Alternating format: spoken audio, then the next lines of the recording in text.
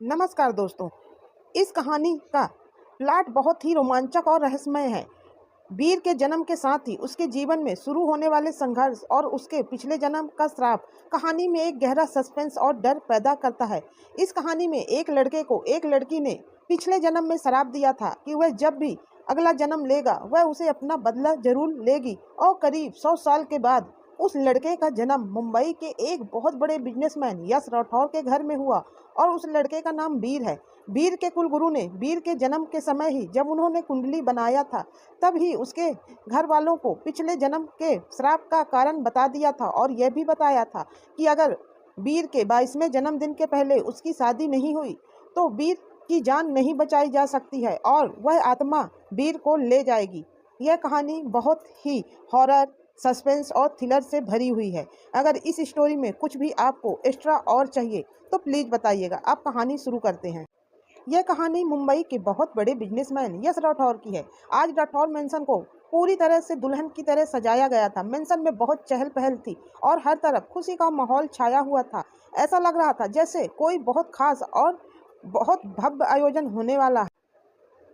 आज खुशी की बात थी क्योंकि यश राठौर और उसकी पत्नी के घर एक पुत्र रत्न हुआ था। इस खुशी के मौके में पूरा राठौर मेंशन फूलों और लाइटिंग से सजाया गया था। ये बहुत बड़ी खुशी की बात थी। यश राठौर अपने घर के नौकरों से निर्देश देते हैं कि पूरे घर को इस तरह सजाओ कि देखने वाला बस देखता रह जाए, और रोशनी जब अपने बेटे को लेकर इस घर में आए तो वह इस सजावट को देखकर खुश हो जाए। यश चाहता था कि उसके बेटे का स्वागत बहुत शानदार हो। इस खुशी के मौके पर वह कोई कमी नहीं छोड़ना चाहता था ताकि दुनिया देख सके कि यश राठौर के बेटे का वेलकम किस प्रकार भव्य और शानदार था। यह उत्सव उनके परिवार के लिए बहुत खास और यादगार था। यश के घर में खुशी का माहौल था क्योंकि वह अपनी पत्नी को अस्पताल से घर लाने के लिए निकल चुके थे। घर में यश के माता पिता, भाई और बहन भी थे जो इस खुशी के मौके पर बेहद उत्साहित थे। उन्हें यश के 15 सालों बाद पुत्र पैदा होने की खुशी थी और पूरे घर में जैसा माहौल एकदम खुशनुमा हो गया था। तब यश की मां जानकी जी ने कहा, आज हमारा घर सचमुच में पूरा हो गया। ऐसा लग रहा है कि इतने सालों की मेहनत और प्रार्थनाओं का फल है जो आज हमें मिला है। हम सभी मिलकर इस खुशी के पल को जी भर के जिएंगे। यश के पापा विक्रम जी जानकी जी से पूछते हैं कि क्या उन्होंने अपने कुल गुरु को बुलाया है ताकि उनके पोते की कुंडली बन सके और पूजा का शुभ मुहूर्त भी निकाला जा सके। जानकी जी मुस्कुराते हुए जवाब देती हैं कि उन्होंने कुल गुरु जी को फोन कर दिया था और वह जल्दी ही पहुंचेंगे। वह कहती है, मुझे भी चिंता है, मेरा भी पोता आ रहा है और आप तो ऐसे कह रहे हैं जैसे सारी खुशी आपको ही हो गई है। मुझे तो कोई चिंता ही नहीं है, जैसे बस आपका ही पोता है। जानकी जी की बात सुनकर सब हंसने लगते हैं और माहौल में खुशी का भर जाती है। यश हॉस्पिटल पहुंचता है और अपनी पत्नी रोशनी के पास जाता है। रोशनी उसे देखती कहती है, मैं कब से रेडी हूँ, आप इतनी देर से आए हैं, मुझे घर जाना है, जल्दी चलिए। यश हंसते हुए जवाब देता है, अरे मैडम बस 2 मिनट, मैं डिस्चार्ज की फॉर्मेलिटी पूरी कर रहा था, अब मैं आपको लेने आया हूँ। आप इतनी एक्साइटेड क्यों हैं घर जाने के लिए? रोशनी की खुशी को देखकर यश भी मुस्कुराते हुए उसे जल्दी से घर ले जाने की तैयारी करता है। फिर यश अपनी वाइफ रोशनी और अपने बच्चे को गोद में लेकर हॉस्पिटल से घर के लिए निकल जाता है। राठौर मेंशन में कुलगुरु पहुंचते हैं। जानकी जी और विक्रम जी उनकी खुशी से स्वागत करते हैं। वह कुलगुरु को लेकर आदर पूर्वक बैठाते हैं और नौकरों को आदेश देते हैं कि उनके पैर धुलने के लिए एक बड़ा बर्तन लाया जाए। नौकर बर्तन लेके आते हैं और कुलगुरु के पैरों को बड़े सम्मान के साथ धुलते हैं। इसके बाद कुलगुरु को फलाहार दिया जाता है क्योंकि कुलगुरु जो थे वह किसी के घर में खाना नहीं खाते थे, वह केवल फल ही स्वीकार करते थे। इस आदरपूर्वक स्वागत से कुलगुरु बहुत ही प्रभावित होते हैं। घर के बाहर गाड़ी का हॉर्न बजता है और सब लोग बड़े खुशी से दौड़कर गेट की ओर जाते हैं। वह समझते हैं कि घर का वारिस आ गया है। खुशी की लहर पूरे घर में फैल जाती है। जानकी जी अपने नौकरों से कहती हैं, जल्दी से आरती की थाल लेकर आओ, मुझे अपने पोते की आरती उतारनी है। एक नौकर तुरंत आरती की थाल लाता है, साथ में एक नारियल और चावल से भरा हुआ लोटा भी लेकर आता है। जानकी जी उन सब के साथ खुशी के साथ पोते की आरती उतारती हैं और पूरे परिवार के चेहरे पर खुशी दिखती है। जानकी जी अपनी बहू रोशनी से कहती हैं, बहू इस लोटे को दाएं पैर से मारकर मेरे पोते को लेकर अंदर आ जाओ। रोशनी जानकी जी की बात मानते हुए लोटे को दाहिने पैर से मारती है और दाहिना पैर आगे रखकर घर में प्रवेश करती है। घर में चारों ओर खुशी का माहौल था। रोशनी को आराम से सोफे पर बैठाया जाता है और जानकी जी अपने पोते को अपनी गोद में ले लेती हैं। विक्रम जी भावुक होकर कहते हैं, अरे भगवान, हमारे पोते को हमारे हाथ में दीजिए। जानकी जी हंसते हुए जवाब देती हैं, पहले तो मैं अपने पोते के देख लूं। इतना कहकर जानकी जी अपने पोते को देखती हैं, उसके माथे पर प्यार से हाथ फेरती हैं और उसे अपनी कमर में संजोकर पर्स से पैसे की गड्डी निकालकर वह एक नौकर को निछावर करके दे देती हैं। यह हमारे पोते के घर के आने की खुशी में यह तुम्हारे लिए है। नौकर वह पैसे की गड्डी पाकर बहुत खुश हो जाता है। जब विक्रम जी अपने पोते को लेकर खुशी से उसे खिलाने लग जाते हैं तो यश के भाई सुशील और बहन संजना भी उसे लेने के लिए आपस में झगड़ने लगते हैं। सुशील कहता है, का चाचू हूँ, पहला हक तो मेरा बनता है। संजना कहती है, चलो हटो, मैं भी इसकी बुआ हूँ और पहला हक तो मेरा बनता है। दोनों आपस में झगड़ने लग जाते हैं। दोनों को झगड़ता हुआ देखकर सब लोग हंसने लग जाते हैं। विक्रम जी मुस्कुराते हुए कहते हैं, एक एक करके सब लोग ले लो, आखिर ये घर का चिराग है, इस पर सबका हक है, यह सबका लाडला है। विक्रम जी के इस बात को सुनकर सभी खुश हो जाते हैं और एक एक करके बारी बारी से उसको खिलाने लग जाते हैं। जानकी जी खुशी और उत्सुकता से अपने कुलगुरु से कहती हैं, गुरुजी कृपया हमारे पोते की कुंडली बनाएं और बताएं कि उसके जीवन में क्या लिखा है। हमारे कुल का यह दीपक है और इतने सालों के बाद हमारे बेटे और बहू की जिंदगी में यह खुशी आई है। हम जानना चाहते हैं कि इसके जीवन में क्या लिखा है, खासकर क्योंकि यह एक बड़े बिजनेसमैन का बेटा है और हमारे खानदान का वारिस है। जानकी जी की बात सुनकर कुलगुरु पंडित जी पोते का जन्म और तारीख पूछकर कुंडली बनाने लग जाते हैं। वे ध्यानपूर्वक कुंडली तैयार करते हैं ताकि जानकी जी और विक्रम जी को उनके पोते के भविष्य के बारे में एकदम सही जानकारी दे सकें। जब कुलगुरु कुंडली बना लेते हैं तो उनके चेहरे पर चिंता की लकीरें स्पष्ट दिखाई देने लगती हैं। विक्रम जी कुलगुरु की इस चिंता को देख लेते हैं और समझ जाते हैं कि कुछ ऐसी बात है जो उन्हें परेशान कर रही है। विक्रम जी शांति से कहते हैं, बेटा ऐसा करो, रोशनी को अंदर ले जाओ, वह बेचारी हॉस्पिटल से आकर थक गई होगी और अब यहाँ पर बैठी है।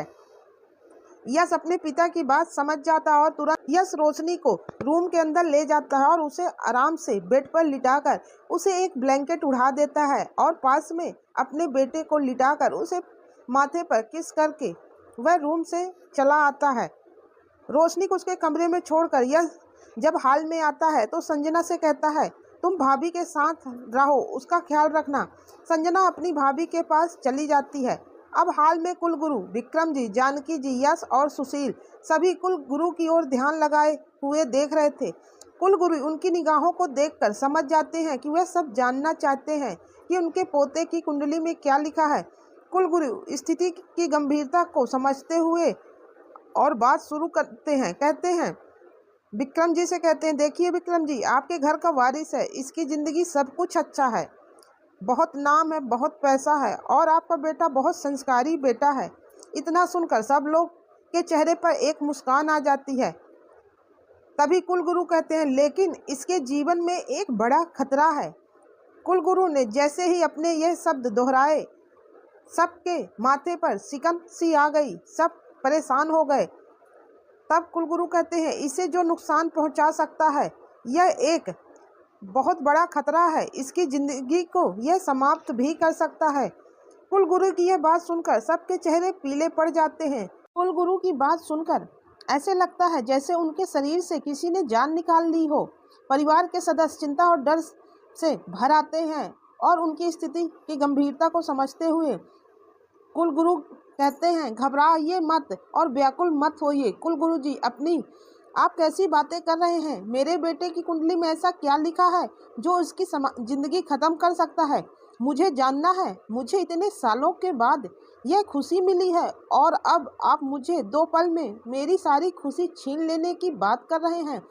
ऐसा कुछ नहीं हो सकता है। प्लीज देखिए, शायद कोई आपसे गलती हो गई हो। यश की चिंता और हताशा को देखकर विक्रम जी भी टेंशन में आ जाते हैं और सभी की स्थिति को समझते हुए कुलगुरु कहते हैं यश से, हम जानते हैं कि एक पिता के लिए अपने बेटे के बारे में यह सब सुनना कितना मुश्किल है, लेकिन आपके बेटे की कुंडली में यह लिखा है। वह यश को समझाते हुए कहते हैं, यश बेटा, मैंने कुंडली को दोबारा देख लिया है। मेरी बनाई कुंडली आज तक कभी गलत नहीं हुई है बेटा। मैंने जो कहा है वह हमेशा सत्य ही निकला है। तुम्हारे बेटे की कुंडली में जो लिखा है वह भी सत्य है, लेकिन इसका उपाय भी तुम कर सकते हो। इतना परेशान मत हो। कुलगुरु की यह बात सुनकर यश को कुछ राहत मिलती है और वह उपाय जानने के लिए उत्सुक हो जाता है ताकि वह अपने बेटे के आने वाले संकट से उसे बचा सके। यश जल्दी से कुलगुरु जी से पूछता है, कुलगुरु जी अब बताइए क्या करने से मेरे बेटे के भविष्य में कोई परेशानी नहीं होगी। कुलगुरु जवाब देते हैं, तुम्हारे बेटे का खतरा इस जन्म का नहीं बल्कि पूर्व जन्म का है। यह खतरा उसके जीवन में 22 साल तक रहेगा। अगर वह इस खतरे से बच गया तो उसकी ज़िंदगी काफ़ी लंबे समय तक रहेगी, लेकिन यदि इन 22 सालों के बीच में यह घटना घटित हो जाती है तो उसे बचाया नहीं जा सकता है। कुलगुरु की यह बात सुनकर यश और उसका परिवार बहुत ज़्यादा हैरान और परेशान हो जाते हैं। पूर्व जन्म का खतरा? यह क्या है? यह कैसी बात कर रहे हैं? कुलगुरु की बातें सुनकर उनके मन में चिंता और भय भर जाता है। कुलगुरु बताते हैं, पूर्व जन्म का खतरा श्राप या प्यार से जुड़ा हुआ हो सकता है, लेकिन इस जन्म में होने वाली घटनाओं से भी संबंधित है। मेरा सुझाव है कि यश बेटा, तुम अपने बेटे की शादी 22 साल की उम्र से पहले ही कर देना। अगर तुम इसे 22 साल की उम्र से पहले शादी करवा सको तो इस खतरे को समाप्त किया जा सकता है। कुलगुरु की इस सलाह को सुनकर यश और उसका परिवार इसे गंभीरता से लेते हैं और अपने बेटे के भविष्य के बारे में सोचने लग जाते हैं। कुलगुरु यश से कहते हैं, इसका 22वां जन्मदिन मनाने से पहले इसकी शादी कर देना। इससे तुम इसके जीवन में आने वाले संकट को समाप्त कर सकते हो और इसकी ज़िंदगी भी बच सकती है। हालांकि ध्यान रखना कि इसके जीवन में कुछ ना कुछ परेशानियां हमेशा बनी रहेंगी, क्योंकि इसके पूर्व जन्म से जुड़ी बातें इसे हमेशा सताती रहेंगी। तुम्हें इसका ख्याल भी रखना होगा। कुलगुरु की इस सलाह को सुनकर यश और उसका पूरा परिवार कुलगुरु की बात को गंभीरता से लेते हैं।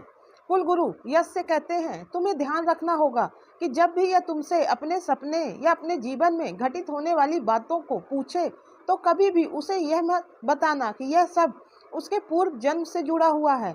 उसकी बातों को हमेशा भ्रम या सपना कहकर टाल देना। इसके पिछले जन्म की यादें इसे तब तक सताती रहेंगी जब तक कि इसकी शादी नहीं होती है, इसलिए इसका हमेशा ख्याल रखना। कुलगुरु की इस बात को सुनकर यश टेंशन में आ जाता है, लेकिन वह क्या कर सकता है। उसने कुलगुरु की बात बड़े ध्यान से सुनी। यश कुलगुरु से पूछता है, गुरुजी, पूर्व जन्म में इसके साथ क्या हुआ था, आप मुझे बताइए। आखिर पूर्व जन्म का श्राप इस जन्म में मुझे कुछ समझ में नहीं आ रहा है। मैं तो पूर्व जन्म कुछ ऐसा मानता ही नहीं हूँ, फिर आप मेरे बेटे के बारे में ऐसे कैसे कह सकते हैं। कुलगुरु उसकी चिंता को समझते हुए कहते हैं, कुछ बातें ऐसी होती हैं बेटा जिन्हें समय से पहले नहीं बताया जा सकता। इसी तरह मैं तुम्हें यह नहीं बता सकता कि तुम्हारे बेटे के पूर्व जन्म में क्या हुआ था, पर जो भी हुआ था वह बहुत बुरा था और इसका असर इस जन्म में देखने को मिल सकता है। इसलिए तुम्हें अपने बेटे का ध्यान रखना होगा। और बेटा, पूर्व जन्म भगवान, राक्षस, मानव, दानव सब होते हैं। जो पुरानी साहित्य किताबें हैं उसमें जो लिखा है बेटा वह सब सही होता है, तुम्हारे मानने या मानने से नहीं होता है। कुलगुरु की इस बात को सुनकर यश को अपने बेटे के प्रति बहुत ज़्यादा चिंता होने लग जाती है। कुलगुरु यश को आश्वासन करते हुए कहते हैं, अभी चिंता करने की कोई बात नहीं है।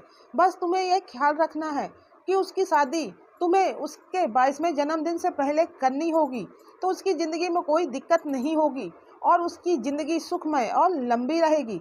तुम अभी से लेकर उसके जीवन के लिए परेशान मत हो, क्योंकि तुम्हारे बेटे की ज़िंदगी में बहुत सारी अच्छी बातें भी हैं। उसे लेकर तुम खुश रहो। इतना कहने के बाद कुलगुरु कहते हैं, मैंने तुम्हें सब कुछ सच सच बता दिया है, अब मैं प्रस्थान करूंगा। कुलगुरु की बात सुनकर जानकी जी, विक्रम जी और बाकी सभी लोग उन्हें बाहर तक छोड़ते हैं। उसके बाद वह सब घर लौटकर हाल में रखे हुए सोफे पर बैठ जाते हैं, जहां वे कुलगुरु की बातों पर विचार करते हैं। सबको टेंशन में देखकर सुशील माहौल को हल्का करने की कोशिश करते हुए कहता है, अरे भाई, मम्मी पापा, आप लोग कुलगुरु की बातों को लेकर इतना टेंशन मत लीजिए। उन्होंने तो यह भी कहा है कि 22 साल की उम्र से पहले हमें शादी कर देनी है। यस भैया, बेटे की शादी समय से पहले कर देंगे तो टेंशन खत्म हो जाएगी। आप लोग इस तरह उदास होकर बैठेंगे तो भाभी परेशान हो जाएंगी। सुशील की बात को सुनकर सभी थोड़े थोड़े रिलैक्स होते हैं। उन्हें लगता है कि इस मामले को लेकर अभी काफ़ी समय है और इसलिए उदास होने की ज़रूरत नहीं है। जानकी जी और विक्रम जी यश को समझाते हैं, विक्रम, तुम्हारे बेटे के लिए अभी काफ़ी वक्त है। हमें 22 साल के पहले उसकी शादी करना है। गुरुजी ने जैसा बताया है, अगर हम समय पर उसकी शादी कर देंगे तो उसके जीवन से खतरा टल जाएगा। इतना परेशान होने की ज़रूरत नहीं है। यश अपने माता पिता और भाई की बात सुनकर थोड़ा रिलैक्स होता है और कहता है, आप सही कह रहे हैं पापा और मम्मी, लेकिन मेरा बेटा इतने सालों बाद हुआ है। और खुशी आते ही गुरुजी ने यह बात कह दी जिससे मुझे टेंशन हो गई है। अगर मैं यह बात रोशनी को बताऊंगा तो वह बेचारी बहुत परेशान हो जाएगी। यश की बात सुनकर जानकी जी तुरंत प्रतिक्रिया देती हैं, खबरदार, अगर तूने मेरी बेटी बहू को यह सब कुछ बातें बताई तो मैं तुम्हें से बात नहीं करूंगी। वह बहुत परेशान हो जाएगी बेचारी। उसकी ज़िंदगी में अभी खुशियां आई हैं और तू उसे यह बातें मत बता। उसे अभी दुख मत दे। उसने पहले ही बहुत दुख और ताने सुने हैं। उसकी ज़िंदगी में अब खुशी के पल आए हैं। तूने जो बातें बहू को बताई है, वक्त आने पर मैं उसे सब कुछ बता दूंगी। अभी तू उसे कुछ मत बताना। और इतनी बड़ी कोई बात नहीं है कि तू इतना परेशान हो। अगर कोई दिक्कत हुई तो हम कुल गुरु को बुलाकर समाधान ले लेंगे। अभी तो रात की पार्टी की तैयारी करो। जानकी जी की यह बात सुनकर यश को थोड़ा रिलैक्स होता है और वह परिवार की खुशी को बनाए रखने के लिए मन ही मन यह ठान लेता है कि वह सभी मिलकर पार्टी की तैयारी में लग जाएंगे और वह रोशनी को कुछ नहीं बताएगा। रात की पार्टी बहुत जोर शोर से चल रही थी। चारों ओर रंग बिरंगी लाइटिंग और म्यूजिक बज रहा था। खुशहाली का माहौल छाया हुआ था। इतने बड़े बिजनेसमैन यश राठौर के घर में इतनी बड़ी खुशी को लेकर सभी बेहद खुश थे। यश राठौर जो न केवल एक सफल बिजनेसमैन था बल्कि वह एक अच्छा इंसान भी था। उसने अपने ऑफिस के सारे कर्मचारियों और अपने खास दोस्तों, बड़े बड़े पॉलिटिक्स लोग भी इस खुशी के मौके पर मौजूद थे। सभी लोग यश और रोशनी को उनके बेटे के जन्म की बधाई दे रहे थे और पार्टी का माहौल खुशी और उल्लास से भरा हुआ था। संजना और सुशील भी इसी खुशी में शामिल थे और वह बहुत खुश नजर आ रहे थे। पार्टी की शानदार व्यवस्था और खुशियों का माहौल देखकर सब लोग बहुत खुश थे और सब अपने अपने तरीके से मस्ती कर रहे थे। इतनी टेंशन के बावजूद भी पार्टी का माहौल खुशनुमा बना हुआ था। यश, विक्रम जी और जानकी जी के मन में घर के वारिस के भविष्य को लेकर उथल पुथल तो चल रही थी, लेकिन बेटे के जन्म और इस शानदार पार्टी के माहौल में उन्हें थोड़ा रिलैक्स महसूस कर रहा था।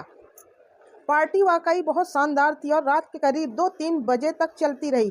धीरे धीरे सभी मेहमान अपने अपने घरों को लौट गए। अब घर के लोग भी अपने अपने कमरों में जाकर आराम करने लगे। मन में सभी भावनाओं के साथ सब लोग अपने अपने रूम में जाकर सो गए। यश के कुलगुरु ने उसके बेटे के कुंडली के बारे में जो बात बताई थी, क्या वह सच थी? अगर सच थी तो यश के बेटे के पूर्व जन्म में ऐसा क्या हुआ था कि जिसका श्राप उसे इस जन्म में भी परेशान करेगा? अब रोशनी को यश बताएगा कि नहीं कि उसके बेटे की कुंडली में क्या लिखा है? जानने के लिए सुनते रहिए आप यह स्टोरी।